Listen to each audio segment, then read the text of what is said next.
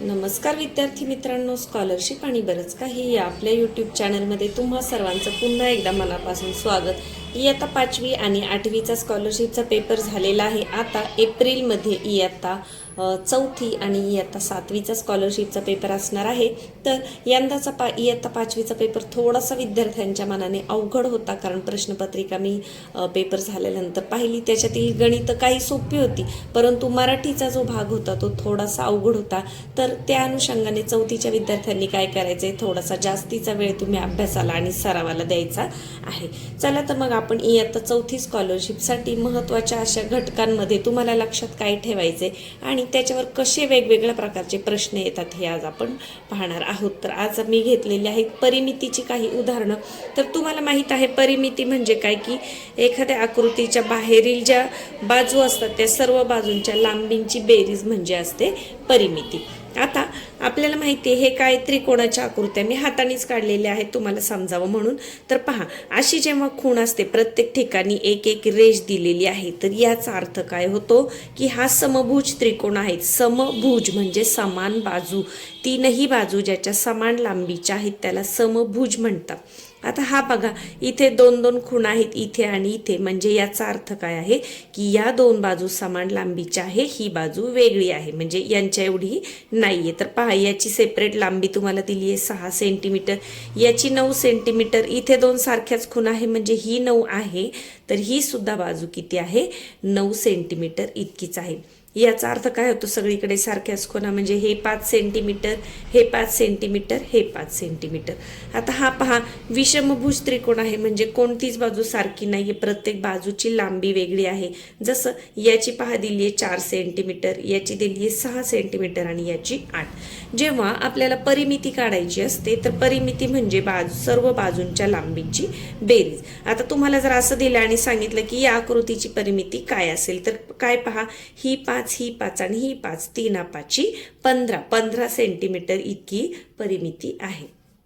याची परिमिती आपल्याला विचारली तर पहा, ही 9 आणि ही 9, 9 दुने 18 आणि 18 मध्ये 6 मिळवा, 18 आणि 2 20 आणि 4 24, म्हणजे 24 सेंटीमीटर इतकी झाली या आकृतीची किंवा या त्रिकोणाची परिमिती। तुम्हाला हे कसं लक्षात ठेवायचं, या खुणांवरून लक्षात ठेवायचं आहे।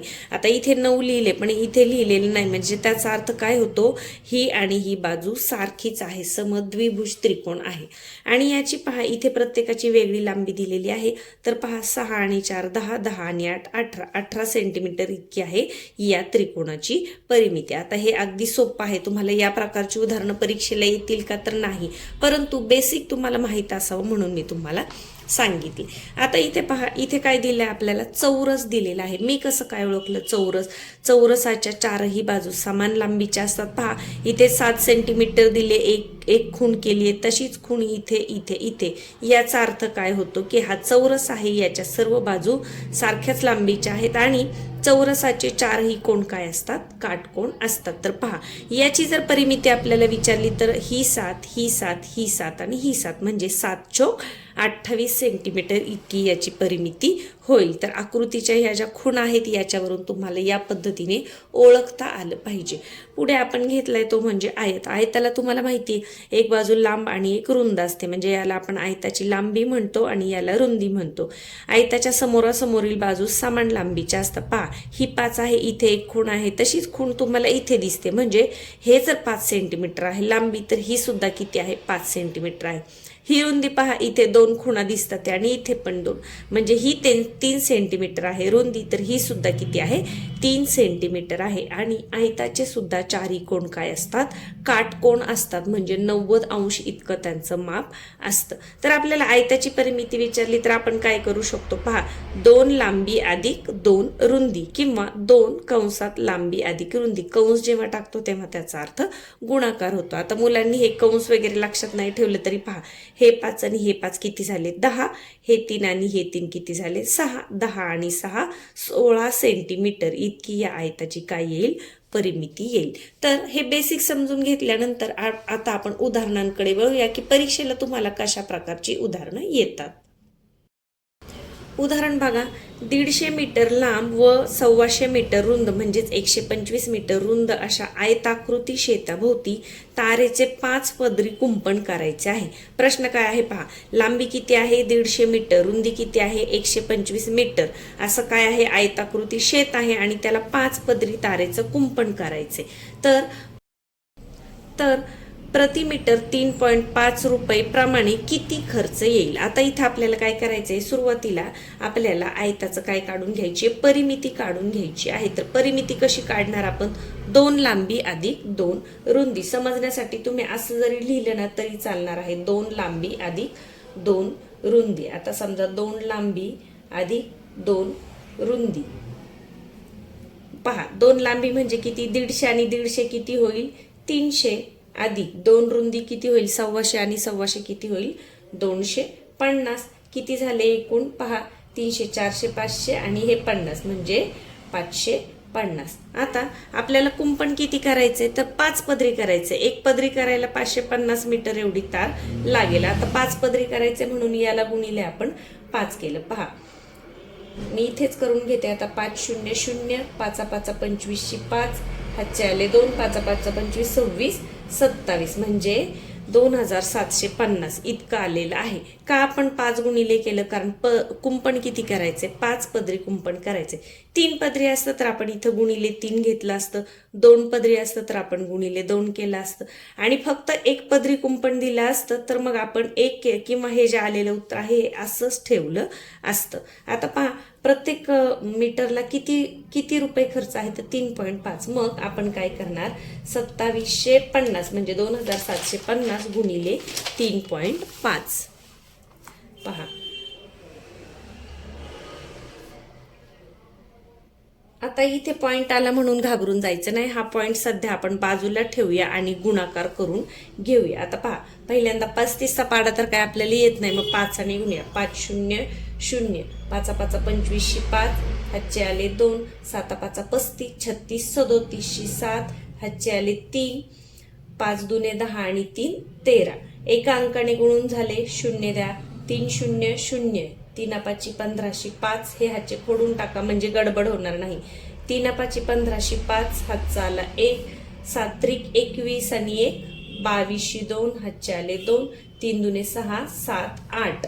आणि आता यांची काय करायची बेरीज. पहा 0 5 5, 7 आणि 3 10 2 12, 7 आणि 5 12 2, हातचा आला 1, 3 आणि 3 6 आणि 8 आणि 1 9.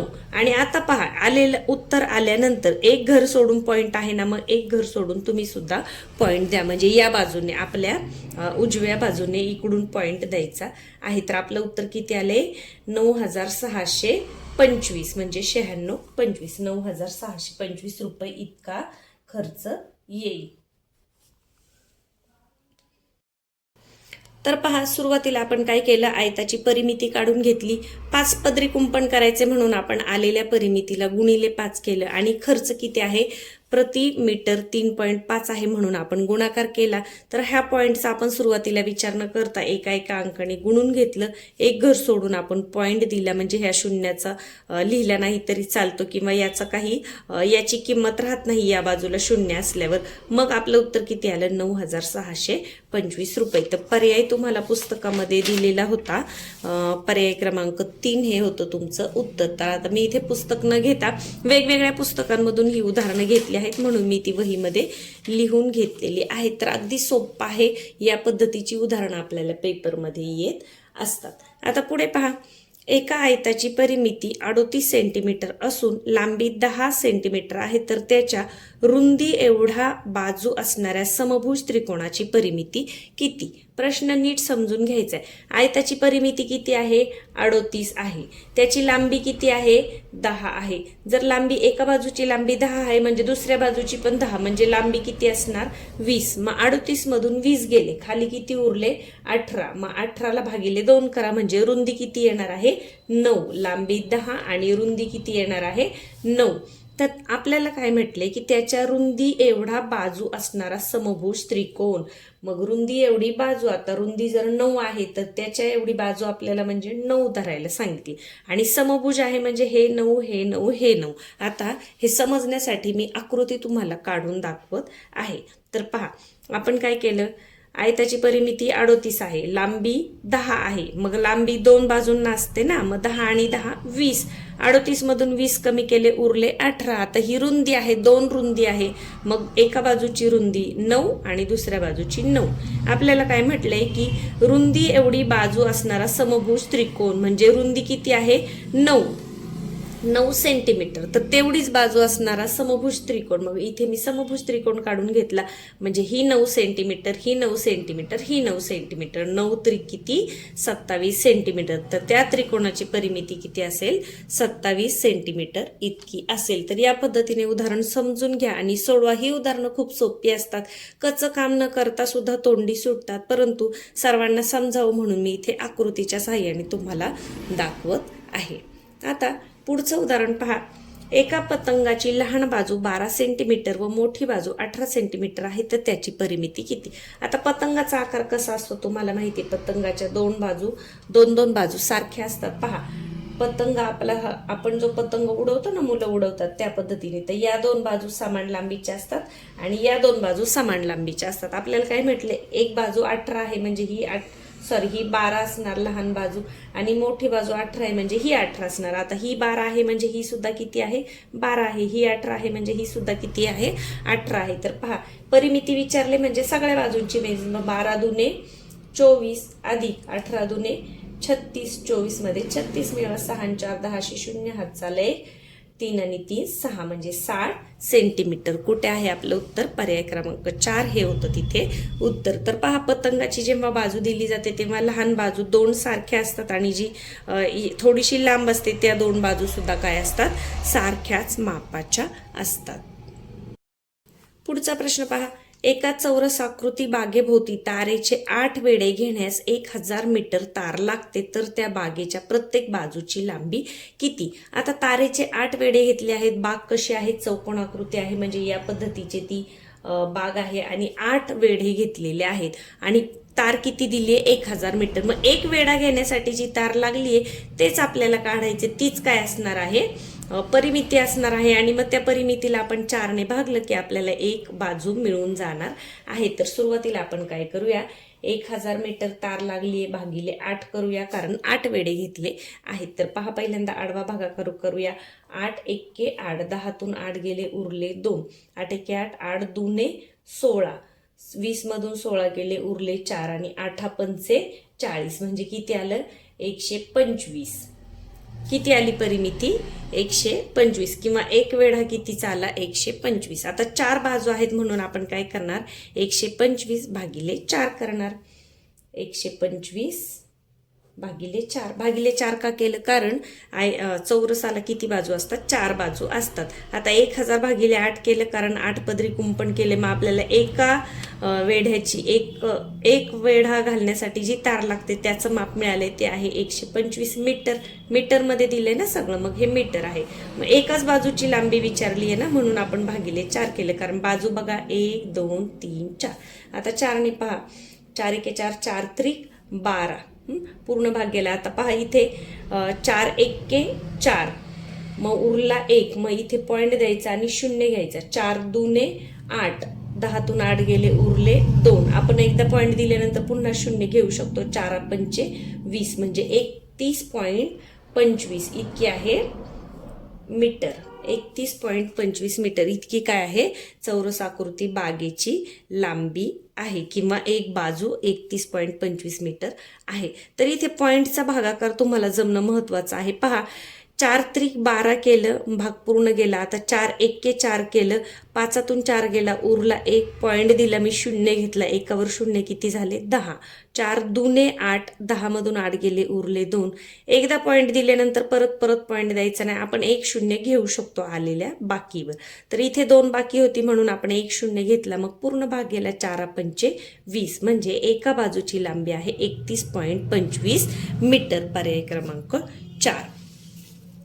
पुढे पहा, एका समभुज चौकोनाची बाजू 15 सेंटीमीटर आहे. आता समभुज म्हणजे सर्व बाजू समान, म्हणजे प्रत्येक बाजू किती आहे? 15 सेंटीमीटर आहे.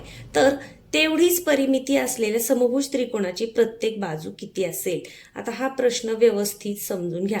समभुज चौकोनाची बाजू 15 आहे. समभुज चौकोनाची बाजू किती आहे?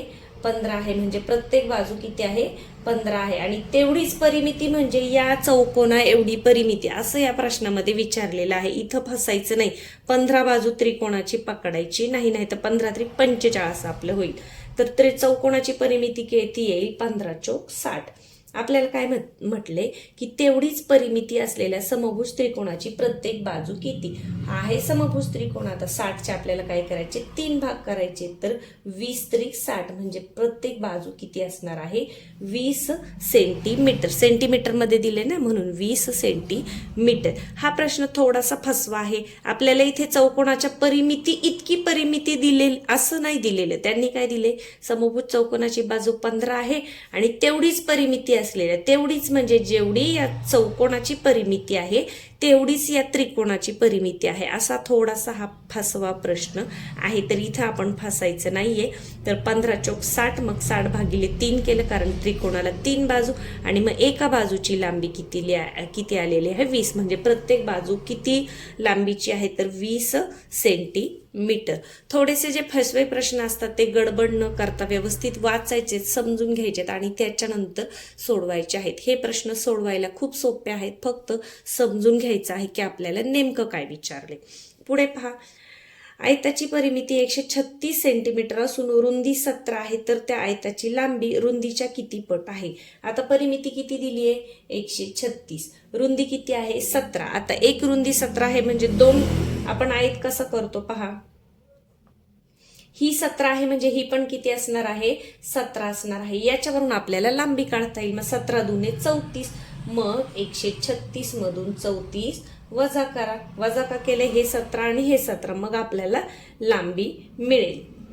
पहा, मी इथं रुंदी इकडे काढायला पाहिजे होती, तर चुकून तिकडे लिहिले आपण. ही रुंदी आणि ही लांबी असं करूया. पहा, 6 तून 4 गेले 4, 5, 6, 2, 0, 102. म्हणजे लांबी किती येणार आहे? याचे निम्मे करा. निम्मे म्हणजे 51. मग लांबी 51 आणि रुंदी 17. मग 17 त्रिक 51 म्हणजे किती आहे? 3 पट आहे किंवा तिप्पट, असं तुमच्या पर्यायामध्ये उत्तर असणार आहे. 17 त्रिक 51. कसं केलं? 136 दिलेलं होतं, त्याच्यातून रुंदी 17, मग 2दा 17 केले, कारण रुंदी 2 बाजूला असते, म्हणून 17 दुने 34. 136 मधून 34 वजा केले, उरले 102. त्याचे सुद्धा 2 भाग केले, कारण 2 लांबी असतात, म्हणून आपण भागिले 2 केलं, ते आलं 51. मग 17च्या पाड्यामध्ये 51 आहे. 17 त्रिक 51 म्हणजे आयताची लांबी ही रुंदीच्या किती आहे? 3 पट किंवा तिप्पट आहे. तर एवढी 6 उदाहरणं आपण समजून घेतली. प्रत्येक वेगवेगळ्या प्रकारची उदाहरणं मी इथे तुम्हाला समजून दिलेली आहेत. आकृती कशी ओळखायची, कोणती बाजू किती लांबीची आहे, हे कसं ओळखायचं हे सुद्धा अगदी सांगितलेलं आहे व्यवस्थित समजून. मला खात्री आहे परिमितीवरचा कोणताही प्रश्न आला तरी तुमचा अजिबातही तो चुकणार नाही. पुढच्या व्हिडिओमध्ये आपण असंच चौथी स्कॉलरशिपच्या दृष्टीने जे वेगवेगळे महत्त्वाचे घटक आहेत त्यांच्यावर कशा प्रकारची उदाहरणं येतात, सुरुवातीला त्यांचं बेसिक समजून घेऊयात, त्याच्यानंतर वेगवेगळी उदाहरणं तुम्हाला मी सोडवून दाखवणार आहे. आणि या सरावाचा तुमच्या येणाऱ्या परीक्षेसाठी तुम्हाला नक्कीच उपयोग होईल याची मला खात्री आहे. चला तर मग व्हिडिओला लाईक करायचे विसरले असाल तर लाईक करून घ्या. चॅनलवर नवीन असाल तर सबस्क्राईब करा. आपल्या चॅनलवर तुम्हाला मंथन आणि स्कॉलरशिपसाठी भरपूर असे उपयुक्त व्हिडिओ पाहायला मिळतील. धन्यवाद.